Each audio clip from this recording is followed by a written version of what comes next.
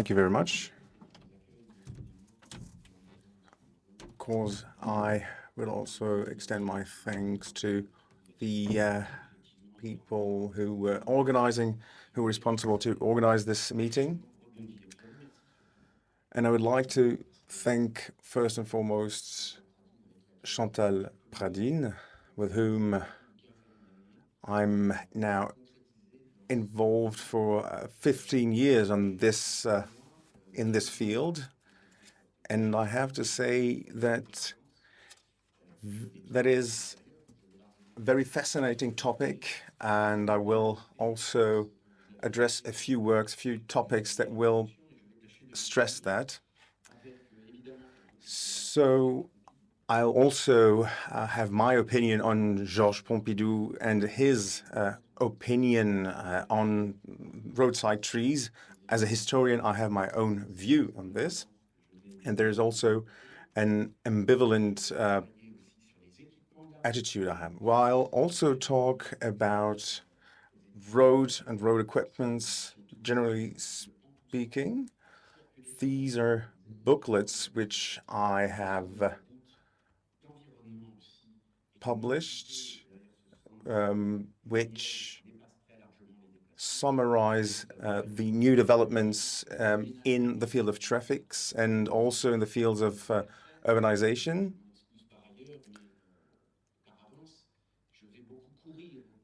I will talk about, I'll have 40 pictures that I will comment now in the following minutes. And I will ponder on different safety measures that are relevant or pertaining to road safety. Also, the different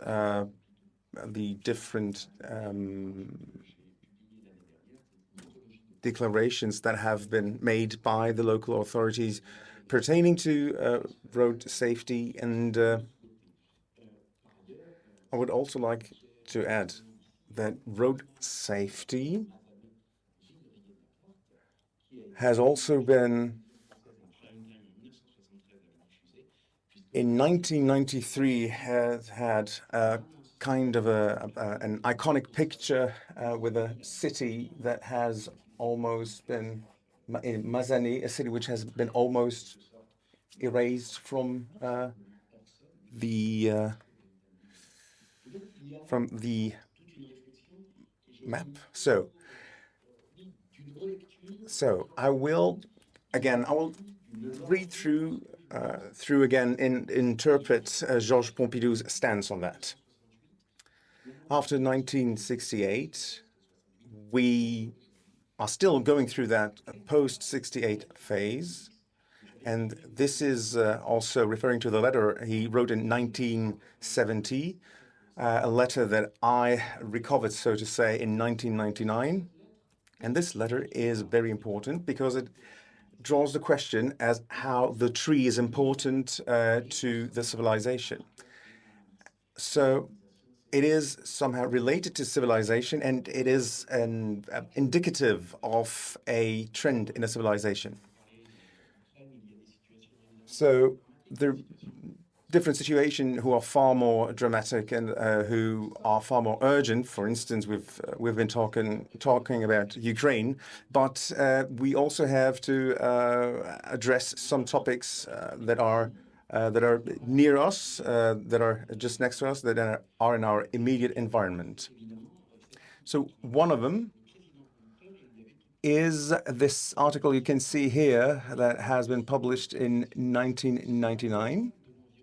And the question arises about the morality of the environment and the morality it involves also in political decisions.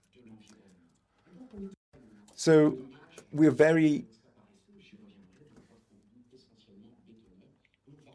we have to make a clear difference that, it's very simple. People refer to Mr. Pompidou as someone who really betted on building with concrete. This is a bit more different. You have to see that in a more differentiated way. And by the way, I have also been interested in the person of Georges Pompidou, of his biography. And at the same time, we are going, it's his 50th anniversary. Well, but he died, right?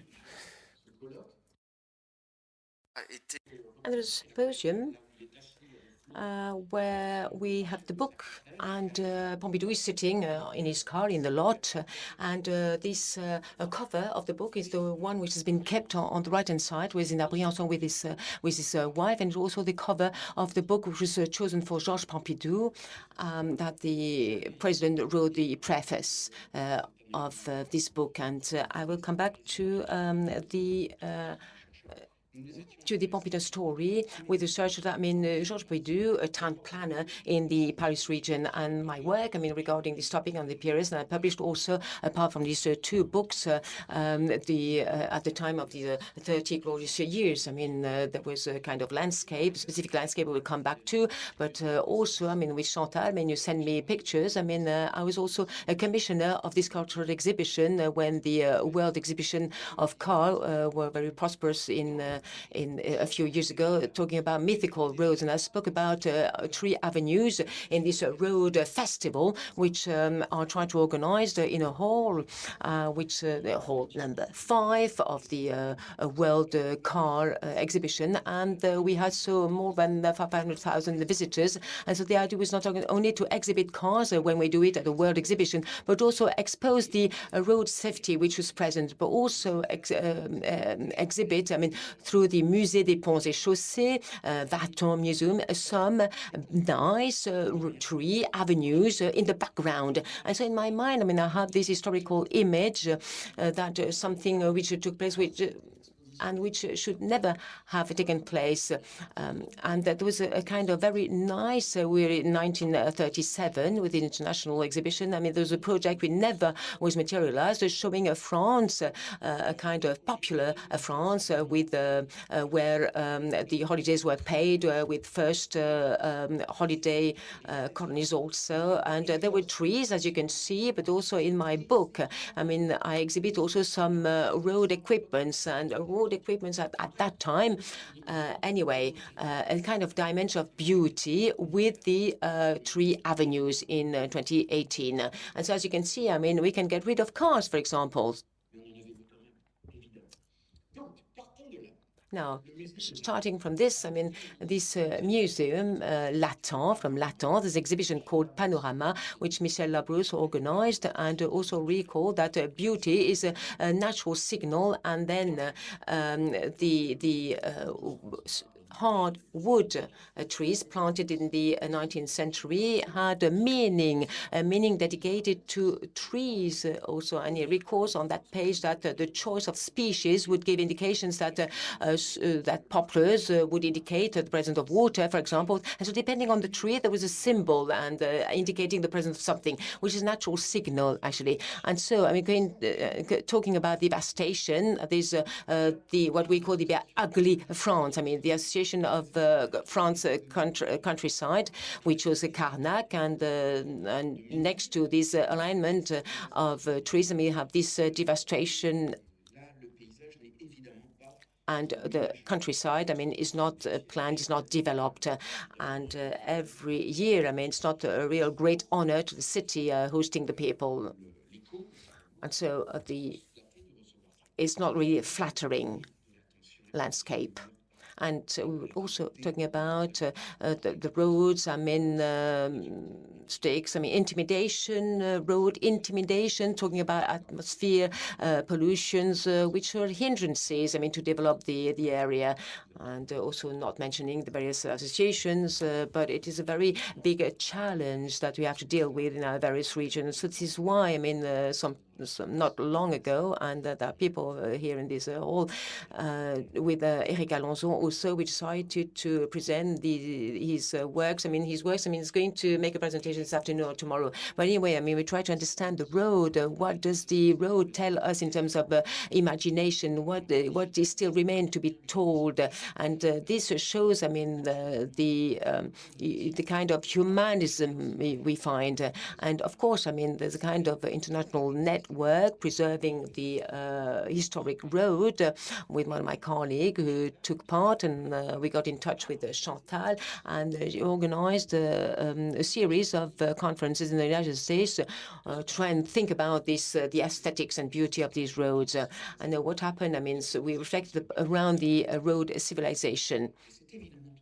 And of course, I mean, it's a whole civilizations which have an economic dimension also in the 20th century, but also 19th century. But the biggest moment, or the greatest moment, is when we started having these engines, cars, bicycles, trucks also, or taking the individual car. I mean, this is a whole entity. And we saw with the COVID, I mean, when the train would stop, I mean, the trucks would carry on. And so there's a reflection to be to give on the roads. And now we consider the roads, which is non-negotiable when we think about roads and redistribution of all the development. And mobility is very important. Mobility has a social meaning. It was built and co-built with society. There was no lobbying of the road world. I mean, it was imposed to us. And in the 30s, during the crisis, France was working and thinking of François Collard, photographer, very famous photographer. He was the official photographer of the French state, François Collard, during the publication of a booklet on road and trains. He was presenting on the cover Tree Avenue. And also François Tauchet, also how to l'art de bien conduire, for example. And so what I'm interested is to be during these 30 glorious years, I mean, what's very important, it was the trees against mechanization of these roads. And so what is also important, I mean, what contributes to the collapse of the road and casualties, with the 80,000 casualties. I mean, today, I mean, you know, the figures, I mean, 3,000, okay, but with a greater circulation. And so we are in the problematic of taking care of the streets and equipping the streets as well. I mean, Georges Pompidou was born in Montedif in 1911 and died in 1974. And at that time, I mean, it was always smoking. And here I just reproduced the cover of a book, a recent book, which was published by Alain Pompidou, deeply moving. And of course, I mean, today, I mean, you would never think of a president with the president, I mean, driving a car. We would never see this today. And so it's a kind of incorrect situation. But Georges Pompidou would do it at that time. And in the Guardian in 1974, then in the Ne Gardien, sorry, I mean, he highlights the various difficulties dealing with the roads and his reflection post 1968 about the civilization crisis. And so, how to reach this letter? I mean, he wrote, which is astonishing because he's kind of technocrat, he's a banker, also like Rothschild, or I mean that doesn't match the personality, his personality, because he cares for humanity, cares for beauty, etc. Let's think of Beaubourg, let's think of the hospital, Pompidou Hospital, and let's remember the Bitume House also. I mean, they had a cultural policy, ambitious cultural policy. And so apart from François-Pierre Mitterrand and the Louvre Pyramid and the big library, for example, and in the 13th area of Paris, I mean, we can see the cultural dimension. And this policy was embodied with this modern art museum. It didn't really like the structures, the way we qualified at that time, and belonged to contemporary culture. And so Pompidou had a rich destiny. And as a prime minister, as a President of the Republic, he was committed in the municipality, which had no mayor before the reform in 1977. And Georges Pompidou was identified by Louis Chevalier, who is the author of Assassinat de Paris, Paris Murder, and Louis Chevalier, professor at the Collège de France, and who had a chair. And he was the co-worker of Georges Pompidou. He was invited at the Élysées during a lunch which would take place every year. And Louis Chevalier was very severe in terms of modernization at Pompidou's time. He would accuse him because he was called Louis Chevalier, who is humanitarian, and he would laugh at this policy, and he would speak about evisceration plan, with Georges Pompidou being the culprit. And in 1974, the situation was accelerated. It's very easy to criticize now Georges Pompidou.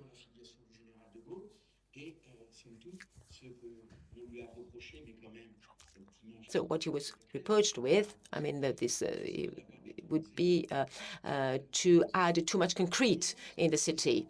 And let's talk about it because, I mean, he validates, I mean, this lane. I mean, you can see, I mean, this has disappeared. I mean, the last element we can see on this slide, I mean, but he kept the trees. He kept the streets on these avenues, but these later on, I mean, disappeared, because we spoke about accidentology, and so we removed these trees. But anyway, I mean, he was really cautious about urban planning. The Seine also, the Seine was not developed in compliance with the architect plans, because we had, there was to be there should have been a kind of, I was pointing, but I was not pointing the right way, so you couldn't see. So here are the trees, for example. Sorry, I mean, the person should speak in the microphone. So the kind of coverage, I mean, in the scene, at the Seine, along the Seine, and the park close to the hospital, Pompidou Hospital, is the only park ending up on the Seine, okay, or reaching connected to the Seine. But anyway, I mean, I should keep to my time, but the bigger project in terms of urban planning in the Paris region, which was curated by Georges Pompidou. I mean, started with Georges Pompidou, but he developed at the same time, next to the streets, I mean, the big networks for public transport, the RER, the tram, for example. He inaugurates, for example, to say that Georges Pompidou, he's a sort of irresponsible in terms of car, but that doesn't match. That doesn't match his personality. It's wrong, historically wrong. And of course, I mean, there was modernity, the train, or then the plane flying over the houses, but this didn't take place anyway. So with the policy after 1968, I mean, Pompidou understood all the problematic, and so he thinks about the possible accurate equipment and development on the left bank of the river. And so for those who know this area, regarding the Paris area, we know that this dual carriage on the left-hand side of the river was not materialized. But despite the policy, sort of anti-car policy of the city of Paris, I mean, this track has still not been materialized and built. Now, so we have caricatures, very bad caricatures of a person who is very ill, reaching the end of his existence, for example. But obviously, I mean, there was a will for him to be, I mean, this president of the Republic. I mean, we could see the roads we can see on the slide, and I would like to speed up and conclude that in 1962, for example, at the car exhibition, there was an exhibition on car environment. I would like to remind you that this anthology of the car is being recorded in various books. I mean, Georges Pompidou was aware, a kind of aware president. And so to conclude, I would like to speak about the interest for man, nature, the transcendence, the anchorage is very important. And this is problematic today. We have to develop the complexity, and this modernity is not necessarily at the same time. Of course, I mean, I heard, I mean, all the reserve we have, but they exist, and as soon as we commit ourselves in public actions, but at the end, I mean, it's kind of more complex reading of his reflections.